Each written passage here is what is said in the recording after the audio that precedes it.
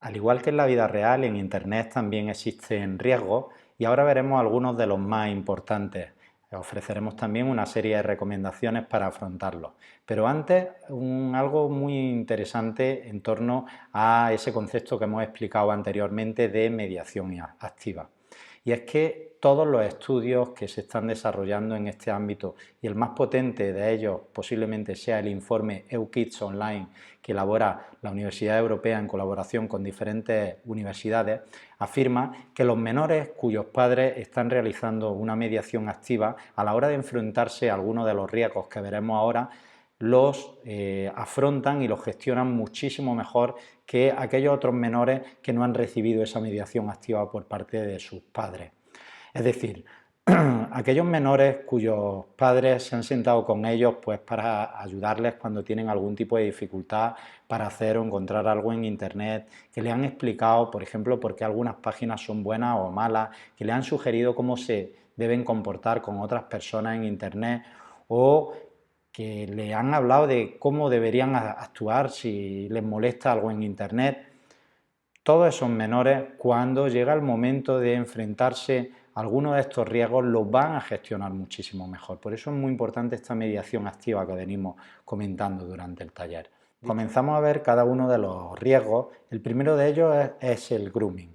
Se trata de una actividad por la cual un adulto se hace pasar por un menor, pues a través de una foto o a través de determinada información que publica en su propio perfil, un perfil que haya creado falsamente para este propósito, con el objetivo de ir intimando con ese menor, establecer un contacto primero virtual, empatizando y más tarde tratando de llegar a un contacto, digamos, físico con un objeto, desde luego, sexual y delictivo. Obviamente se trata de una actividad, de un riesgo que alerta mucho a la población y que es muy importante prevenir. En esa prevención es fundamental ese contacto y comunicación permanente que hemos venido explicando en el taller y que es importante que desarrollemos con nuestros menores. Es importante que la educación en valores que ya ofrecemos nuestra familia y a nuestros pequeños en su día a día y en su vida analógica, pues también lo llevemos al mundo digital. Igual que les decimos, oye, que sepas que no puedes hablar o no debes hablar con desconocidos en el mundo real o alguien que te pregunta algo por la calle o que te invita a que vayas con él a determinado sitio, pues que sepas que en internet y además con más peligro aún, porque es más fácil engañar, pues puede ocurrir exactamente lo mismo. Entonces, procura tener tu perfil cerrado al público, ¿vale? El perfil de tus redes sociales que sea, digamos, privado, únicamente para tus contactos de confianza, tus amigos, tus familiares, y además asegúrate de que cuando establece algún nuevo contacto, pues que esa persona físicamente exista, pues contrastarlo después con una llamada o con un WhatsApp o en el mundo real también puedes contrastarlo. Y por supuesto es importante generar un ambiente de confianza en las familias. Lo que os explicaba antes de naturalizar en la vida diaria esa vida digital que tienen ya nuestros hijos, oye, pues preguntarle, por ejemplo, oye, he visto que te sigue no sé quién en Instagram o en Twitter, ¿qué tal? ¿Quién es? ¿Vale? Es importante que ellos tengan y que se genere un ambiente de confianza en el hogar porque va a ser sin lugar a dudas la mejor forma de prevenir. Y en el caso de que se produzca alguno de estos casos de grooming, lo que es importante también es no culpabilizar nunca a la víctima, porque efectivamente el menor que sufre este tipo de riesgo o delito es una víctima, es un adulto el que está cometiendo un delito, el que se está haciendo pasar por otra persona y el que busca y persigue un fin sexual. Por tanto, no culpabilicemos a la víctima, porque si no lo único que vamos a conseguir es que la próxima vez pues esa persona no nos lo cuente. El segundo de los riesgos que sufren no solo los menores, también los adultos, es el riesgo de contenido. Esto básicamente consiste en que cuando navegamos por internet o usamos determinada aplicación, aparecen en pantalla determinados contenidos pues que no queríamos ver o que nos resultan desagradables. bien porque sean contenidos de algún tipo de agresión, contenidos bélicos, contenidos desagradables, contenidos pornográficos, en fin, hay aquí todo un repertorio y un sinfín de contenido. Entonces, ¿qué es, de nuevo, lo que se recomienda hacer ante estos casos? Pues desde luego el acompañar, el supervisar, el educar a nuestros menores en el uso diario de la tecnología y de Internet, el sentarnos con ellos a navegar y cuando aparezca alguno de estos anuncios o alguno de estos contenidos que no son adecuados, pues hacerles ver que no se trata de información, sino que realmente son sitios que nos invitan a ir a pues, plataformas, por ejemplo, para apostar online, que tienen muchísimos riesgos. Igual que nosotros vamos por la calle y hemos enseñado a nuestros hijos que cuando un semáforo está en rojo, pues no se puede pasar porque tenemos el riesgo de que nos pillen, pues igual en su vida digital. Hay que ir explicándoles.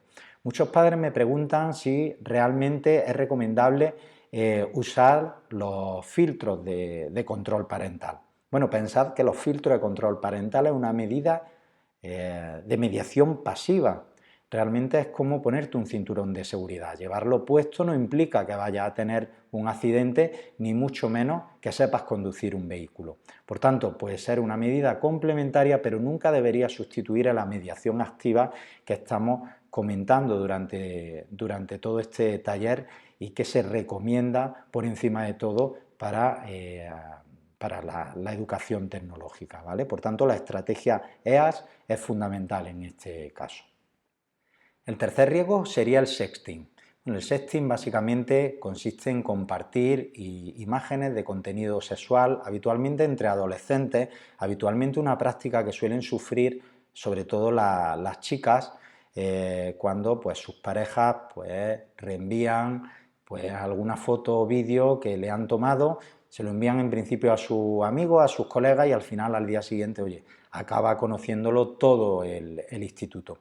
En este sentido yo creo que es importante ser bastante claros con ellos, hacerles ver que su autoestima es muy importante, que que su intimidad debería formar parte de una esfera muy personal, nunca compartirla, ni siquiera con tu pareja, porque la vida es muy larga, pueden ocurrir muchas cosas y desde luego acompañarlo de una educación sexual seria. Hay algunas campañas, por ejemplo esta que veis en pantalla, que un poco proponían que en el caso de que tengas que sextear o hacer sexting, por lo menos ponte algo en la cabeza. Bueno, a mí me gusta ser con este tema bastante serio y ni siquiera eso, es decir, hay que desmitificar la idea del sexting seguro y por encima de todo ser muy serios y muy reservados con la información que compartimos en internet porque como explicamos en este taller pues nunca es completamente privada.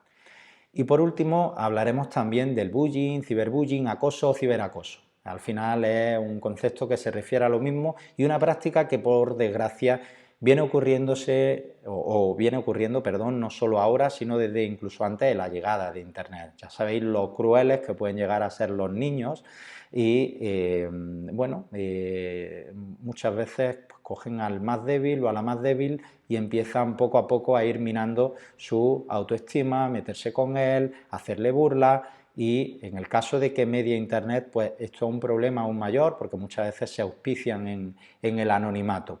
Entonces, ¿qué hay que hacer un poco para el tema del bullying? Pues desde luego la prevención es fundamental y en este sentido, tanto desde colegios como desde familias es importante educar en valores y sobre todo fomentar la autoestima, fomentar la empatía. Es muy importante que un niño entienda que cuando se mete con otro niño o simplemente cuando le ríe la gracia a otro amigo que se está metiendo con otra persona, esa persona está sufriendo. No sé si recuerda un programa que había en televisión, presentaba creo Jesús Vázquez, se llamaba Proyecto Bullying, en el que aparecían en algunos de los programas pues una persona que, bueno, en este caso una chica, el que yo vi que había sufrido bullying y una serie de compañeros, los que se lo habían hecho, se sentaban alrededor y ella iba contando pues lo mal que se había sentido cada día, lo mucho que había llorado, realmente lo mal que lo había pasado y al final el resto de compañeros entendían un poco cuál era esa situación, se ponían en el lugar de ella y acababan llorando también. Con lo cual es importante que trabajemos este tipo de valores.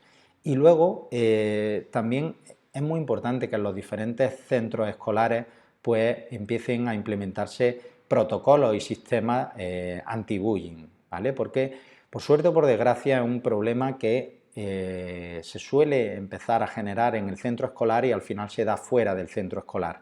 Entonces, la colaboración entre familia y centro educativo aquí es fundamental. Este tipo de protocolos normalmente pues, suelen establecer a una o varias personas dentro del aula. Normalmente suelen ser alumnos o alumnas que son líderes y que están un poco atentos ante cualquier caso que se pueda producir para intentar mediar ellos o bien avisar a un alumno de ciclo superior o a un profesor y que la cosa no vaya a mayores, porque por desgracia en ocasiones los casos de bullying aparecen cuando ya llevan mucho tiempo produciéndose y una persona lleva ya sufriendo demasiado.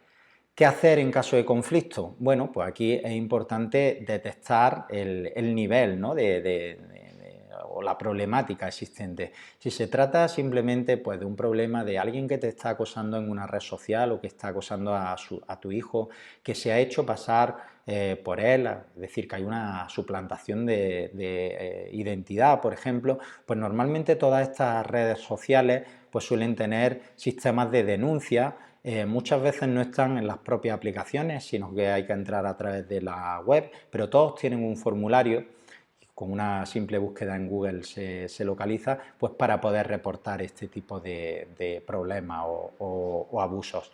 En el caso de que la cosa vaya a más o que encuentre o tenga algún otro tipo de dudas, yo siempre recomiendo un servicio maravilloso que hay, que además es público, es del Ministerio, es IS4K, os dejaré también el enlace, Internet Segura for Kids, que tiene ese teléfono que estáis viendo ahí, 900-116-117, donde un grupo multidisciplinar de profesionales pues atienden todo tipo de consultas, no sé, por ejemplo, vas a comprarle a tu hija o hijo un videojuego y no tienes muy claro si realmente se adaptará a su edad o si puede ser beneficioso, pues por ejemplo ese tipo de duda te la resuelven ahí o incluso otro tipo de consulta. En la web tienen también un montón de recursos para padres y profes muy recomendados.